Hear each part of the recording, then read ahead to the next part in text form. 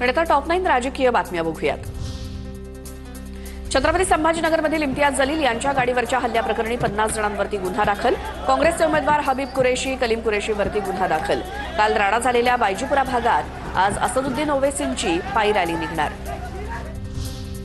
पुण्यातील शिंदेंच्या शिवसेनेचे शहर प्रमुख नाना भानगिरी यांच्या गाडीवरती अज्ञातांकडून दगडफेक।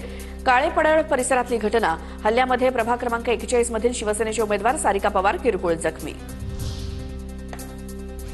पुण्यातील वडगाव शेरी विधानसभा मतदारसंघात 2 गटांमध्ये दगडफेक। घटनेचा व्हिडिओ सोशल मीडियावर व्हायरल। सोपान नगर परिसरातली घटना। निवडणुकीच्या काळात कायदा सुव्यवस्थेचा प्रश्न निर्माण।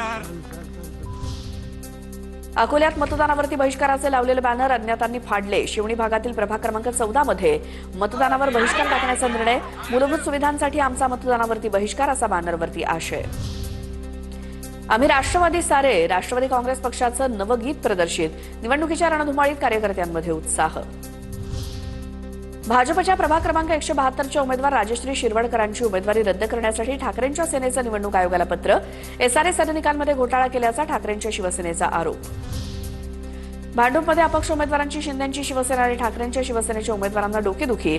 अपक्ष उमेदवार गणेश श्रीधर जाधवांकडून जोरदार प्रचार, तर प्रभागातील समस्या मांडत पोस्टर घेऊन प्रचार। राज्यात काँग्रेसच्या प्रचाराला हेलिकॉप्टर मिळेना। काँग्रेसचे प्रदेशाध्यक्ष हर्षवर्धन सपकाळ यांचा बाय रोड प्रवास करत प्रचार।